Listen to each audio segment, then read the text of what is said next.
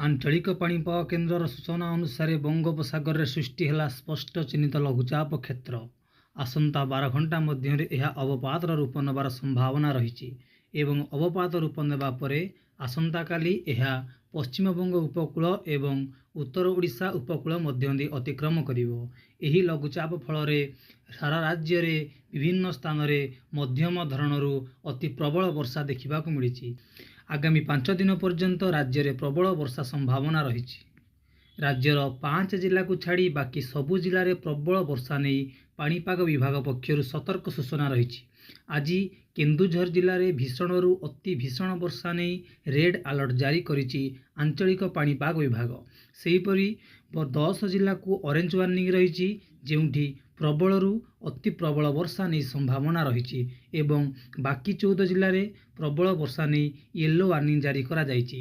अनेक स्थान रे प्राय 30 रु 40 किलोमीटर बेगरे पवन बहिबा नहीं आकलन करिछि आंचलिक पाणीपाग विभाग एवं आसंता 12 घंटा मध्य यह अवपात रूप नेबा परे जेतेबेले पश्चिमबंग उपकूल तथा ओडिशा उपकूल दे अतिक्रम करिवो समग्र ओडिशा रे वर्षार परिमाण धीरे धीरे ह्रास पाइबो बोली आकलन करा जाइछि। आसिबा परवर्ती खबर को हॉस्टेल पाख गछरू मिलिला अष्टम श्रेणी छात्री मृतदेह। नवरंगपुर जिला उमरकोट रे अष्टम श्रेणी छात्री झुलंता मृतदेह उद्धार होइछि। मृतक हेउछन्ती सरकारी विद्यालयर छात्री एवं आश्रम विद्यालयर हॉस्टेल पाख गछरू झुलंता अवस्था छात्री मृतदेह उद्धार होइछि। छात्री घर उमरकोट ब्लॉक बोली प्राथमिक तदंतरू सूचना मिली। सूचना अनुसार गतकाली हॉस्टेल राति समस्त पिला खाइबा पई जिबा समय 3 जण छात्री हॉस्टेल कैंटीन रे अनुपस्थित थिले।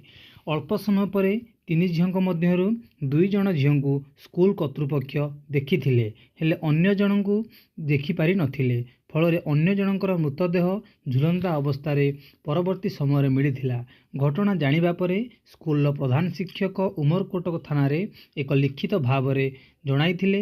युवती मृतदेह उद्धार करी उमरकोट पुलिस छानभिन चलाई। मृत्युर कारण वर्तमान सुधा अस्पष्ट रही।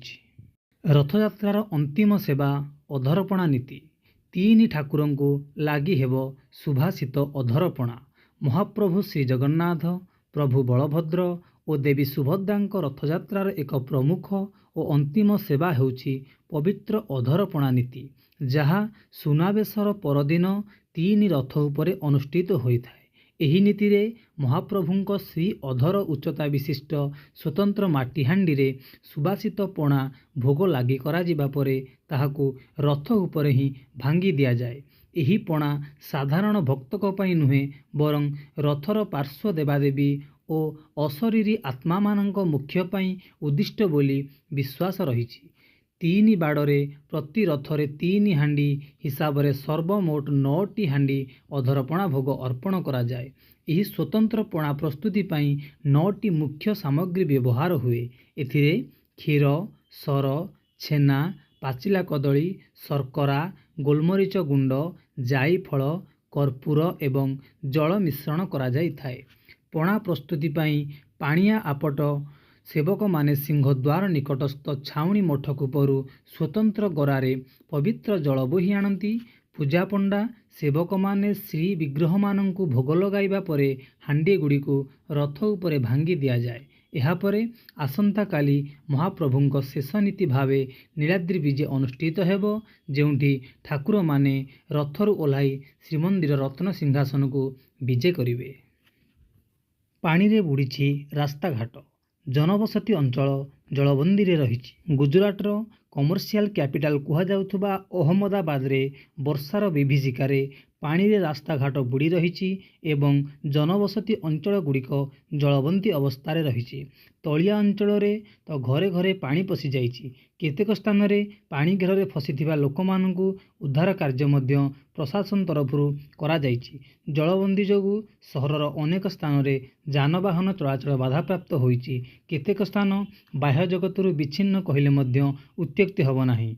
जल निष्कासन पई पंप व्यवहार सह जरूरीकालीन टीम मुतयन करा जाइथिबा बेले साबरकंठा जिले में हिम्मतनगर शयबापुर गाँव आसीछि एक ଛାତିଥରା ଭିଡ଼ିଓ। ଏହି ଛାତିଥରା ଭିଡ଼ିଓରେ ଭାସି ଯାଉଛି ଏକ ଟ୍ରାକ୍ଟର ଟ୍ରଲି ଓ ସାବରମତୀ ନଦୀରେ ଉପର ମୁଣ୍ଡରେ ପ୍ରବଳ ବର୍ଷା ଯୋଗୁଁ ନଦୀରେ ପାଣି ପ୍ରବାହିତ ହେଉଛି ଏବଂ ଏହି ସାବରମତୀ ନଦୀର ସ୍ରୋତରେ ଏକ ଟ୍ରାକ୍ଟର ଟ୍ରଲି ଭାସି ଯାଉଥିବାର ଦୃଶ୍ୟମାନ କରାଯାଇଛି। ପ୍ରଶାସନର ସତର୍କତା ସତ୍ତ୍ୱେ ସାବରମତୀ ନଦୀରୁ ବାଲି ସଂଗ୍ରହ କରିବାକୁ ଆସିଥିବା ଏକ ଟ୍ରାକ୍ଟର ପାଣିରେ ଫସି ଯାଇଥିଲା ଆଉ ପ୍ରବଳ ସ୍ରୋତରେ ଭାସି ଯାଇଥିଲା। ଦମ୍ପତିଙ୍କୁ ଦଳିଦେଲା ହାତୀ। ଗଛ ତଳେ ଆଶ୍ରୟ ନେବା ବେଳେ ଦମ୍ପତିଙ୍କୁ ଦଳିଦେଲା ହାତୀ। ସୂଚନା ମୁତାବକ ବିଲ କାମ ସାରି ଫେରୁଥିବା ବେଳେ ହାତୀ ଆକ୍ରମଣରେ ଦମ୍ପତି ଗୁରୁତର ଆହତ। ସେମାନେ ହେଲେ ବାଲେଶ୍ୱରର ସୋର ଥାନା ବାଘଆମ୍ପୁଡ଼ା ଗ୍ରାମର ଅରୁଣ ବିନ୍ଧାଣୀ ଓ ତାଙ୍କ ସ୍ତ୍ରୀ କୁନି ବିନ୍ଧାଣୀ। ଗତକାଲି ସନ୍ଧ୍ୟାରେ ଅରୁଣ ଓ କୁନି ବିଲ କାମ ସାରି ଘରକୁ ଫେରୁଥିବା ବେଳେ ବର୍ଷା କାରଣରୁ ଗଛ ମୂଳରେ ଅପେକ୍ଷା କରିଥିଲେ। ଏହି ସମୟରେ ଏକ ଦନ୍ତା ହାତୀ ହଠାତ୍ ଉଭୟଙ୍କୁ ଆକ୍ରମଣ କରିଥିଲା। ଫଳରେ ଉଭୟ ଗୁରୁତର ଆହତ ହୋଇଥିଲେ। ସ୍ଥାନୀୟ ଲୋକଙ୍କ ସହଯୋଗରେ ଖୁଣ୍ଟାପାଟଣା ଫରେଷ୍ଟ ଗାର୍ଡମାନେ ତାଙ୍କୁ ଉଦ୍ଧାର କରି ସୋର ଡାକ୍ତରଖାନାକୁ ଆଣିଥିବା ବେଳେ ସେଠାରେ ତାଙ୍କର ଅବସ୍ଥା ଗୁରୁତର ହେବାରୁ ଉଭୟଙ୍କୁ ବାଲେଶ୍ୱରର ଜିଲ୍ଲା ମୁଖ୍ୟ ଚିକିତ୍ସାଳୟକୁ ସ୍ଥାନାନ୍ତର କରାଯାଇଛି। ଭୁବନେଶ୍ୱରରେ ଚାଞ୍ଚଲ୍ୟ। ରାଜରାସ୍ତାରେ ପଡ଼ିଛି ମୁଣ୍ଡବିହୀନ ମୃତଦେହ। ଆଜି ପ୍ରାୟ ଭୋର 4ଟା ସମୟରେ ବରମୁଣ୍ଡା ବସ୍ଷ୍ଟାଣ୍ଡ ସାମ୍ନାରୁ ମିଳିଛି ଏକ ମୁଣ୍ଡବିହୀନ ଜଣେ ବ୍ୟକ୍ତିର ମୃତଦେହ। ଲୋକମାନେ ପ୍ରାୟ ଭୋର 4ଟା ସମୟରେ ରାସ୍ତା ଉପରେ ଏକ ମୁଣ୍ଡବିହୀନ ମୃତଦେହ ଦେଖି ପୁଲିସକୁ ଫୋନ୍ କରିଥିଲେ। ପ୍ରାଥମିକ ତଦନ୍ତରୁ କୌଣସି ଗାଡ଼ି ଦୁର୍ଘଟଣା ଘଟାଇଥିବା ସନ୍ଦେହ କରାଯାଉଛି। ମୃତଦେହ ଉଦ୍ଧାର କରି ଶବ ବ୍ୟବଚ୍ଛେଦ ପାଇଁ କ୍ୟାପିଟାଲ ହସ୍ପିଟାଲକୁ ପଠାଯାଇଛି। ମୃତକଙ୍କ ପରିଚୟ ଖୋଜିବା ସହ ଏହା ଦୁର୍ଘଟଣା ନା ହତ୍ୟା ତାହାର ତଦନ୍ତ କରୁଛି ଭୁବନେଶ୍ୱର ପୋଲିସ। ଘଟଣାସ୍ଥଳ ଆଖପାଖ ସିସିଟିଭି ଫୁଟେଜ ଯାଞ୍ଚ କରୁଛି ମଧ୍ୟ।